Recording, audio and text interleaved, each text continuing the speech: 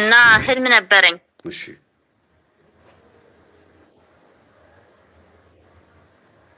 ቀጥይ ዝም አትበይ። ከ4 ዓመት ምናምን አቤት። አይ ቀጥይ ዝም አትበይ ነው የኔ አባባል። እሺ እሺ። ህልሙ በእርግጥ ከ4 ዓመት ምናምን በፊት ነው ያየሁት እና በትዳሬ ምክንያት ብዙ ጊዜ ህልም አያለሁኝ። እና ህልሙ ምን መሰለ በ16 ነው ህልሙ። እዛ ኢትዮጵያ ነበርኩኝ እና ባሌ ከዚህ ከውጭ ሀገር ወደ ሀገር ቤት የሚመጣ ይመስለኛል እና እኔ ሆነ እንደ ጠላት ያየኛል እና እኔ ደግሞ እዛ ኢትዮጵያ ላይ የሚመጣ መስሎኝ እየጠበቅኩት ወደ እናቱ ቤት ገባ። ከዛ ወደ እናቱ ቤት ስገባ እኔን ጥሎ እንዴት ወደ እናቱ ቤት ይገባል ብዬ በጣም በጣም ተናድጄ እዛ ሲሄድ የ1 ዓመት ተኩል ወይም የ1 ዓመት ከ8 ወር ምናምን የምትሆን ልጅ ታቅፋ ሌላ ሴት እዛ ጋለች ማለት ነው። እና በጣም እያለቀስኩኝ ለሱ እናት እነግራታለሁ። እኔ እኮ ተናድጄም አለው እኔ ጥሎ እንዴት አንቺ ጋር ይመጣል ብዬ እንደገና ደግሞ ልጅ ይዞ መጣ ምናምን ብዬ በጣም እያለቀስኩኝ ከዛ በቃ እንፋታ እሺ እንፋታ ብዬው እንደዛ እያልኩት የኔ እናትና አባት መጡ። አይደለም ወደ እናትና አባቴ ሄድኩኝ ልነግራቸው ማለት ነው። እና ልነግራቸው ብዬ ብል በቃ ካፌ መውጣት አቃተኝ። እንደዚህ ያደረገኝና ልፋታ ፈልጋለሁ ስላቸው ካፌ መውጣት አቃተኝና መልቀስ ብቻ ሆነ ስራዬ።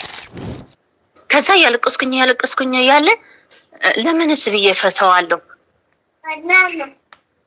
ብዬ ፈተዋለሁ ምናምን ብዬ ደግሞ በውስጤ ነው ለነሱ አልነገርካቸውም።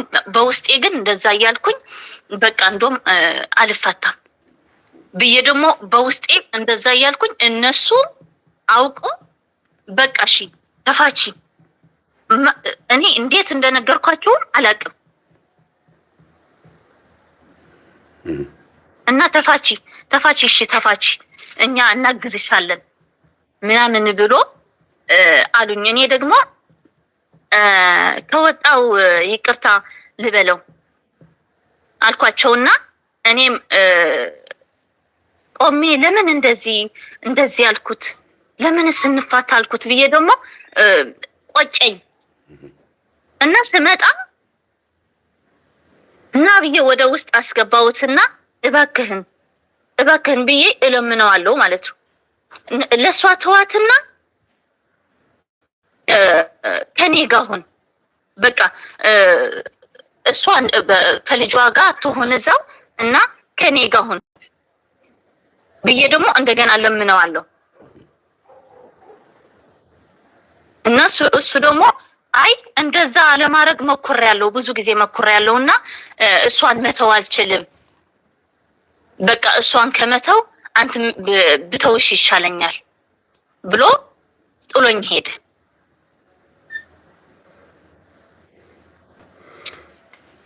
ይኸውልሽ አሁን አጠቃላይ ባንቺና በባለቤትሽ መካከል የቤተሰብ መንፈስ እንደገባ ነው የሚያሳየው እና የቤተሰብ ዛር መንፈስ አንቺና እሱ መካከል ገብቶ እንዳትስማሙ ነው የሚያደርገው። አሁን አብራችሁ ናችሁ ወይስ አይደላችሁም? አብረን ነን፣ ግን በጣም ብዙ ፈተና አለው መምህርዬ። እኮ ከቤተሰብ ጋር በተገናኘ ፈተና አለ አይደል? ከቤተሰብ በተገናኘ የለም ማለት የነሱ ቤተሰብ አሁን የሱ ቤተሰብ ከሱ በላይ እኔን ይወዱኛል። እሺ እኮ እሱ ማለት ባለቤትሽ አንቺ ላንቺ ያለው እንዴ?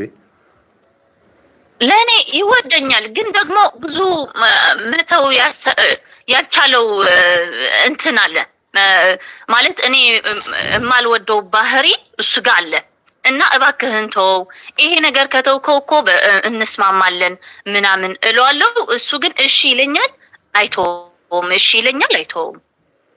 በጣም ጥሩ። ስለዚህ ያየሽው ህልም በትክክል በአንቺና በባለቤትሽ መካከል ይሄንን ነገር እሱ እንዳይተው አንቺ እንዲተው የምትፈልጊውን ነገር እንዳይተው የሚያደርገው የቤተሰብ የዛር መንፈስ መሆኑን ነው የሚያሳየው።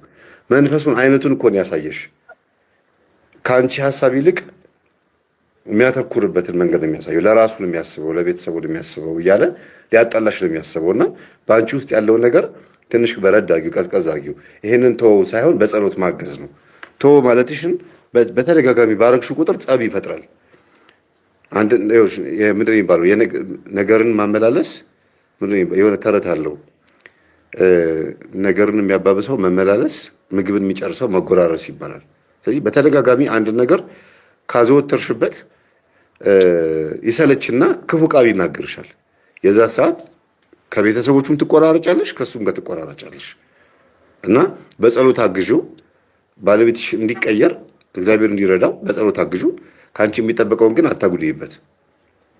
እንዲያቆም የምትፈልጊው ያ አለበት የምትይው ችግር ደካማ ጎኑ ነው። በቃ አንዱን ደካማ ጎን ይሸከም ነው የሚለው። ስለዚህ ልትሸከሚ የምትችይው ነገር ካለ አብራችሁ በፍቅር ከሆናችሁ የሚወድሽ ከሆነ በጣም መልካም ባልሽ ከሆነ አንዳንድ ነገሮችን ተሸክሞ መቀመጥም ችግር የለውም። ግን በጸለይ ይሄ ነገር እንዲያቆም መጸለይ፣ እግዚአብሔር እንዲረዳሽ መጸለይ፣ በህይወቱ ላይ አንድ ነገር አምጣ፣ ይሄ ነገር እንዲያቆም አስተምረው ብሎ መጸለይም አንድ ነገር ነው። በሽታ የሚያምጣበት ገንዘብ ማጣት የሚያምጣበት አንቺ ሳትጎጂ እግዚአብሔር ያስተምረዋል። ምክንያቱም የጸለይሽው አንቺ ነሽ፣ የሚተገብረው እግዚአብሔር ነው። አንቺን ሊጎዳ መከራ አያመጣም፣ እሱ ሊያስተምር ነው እንጂ።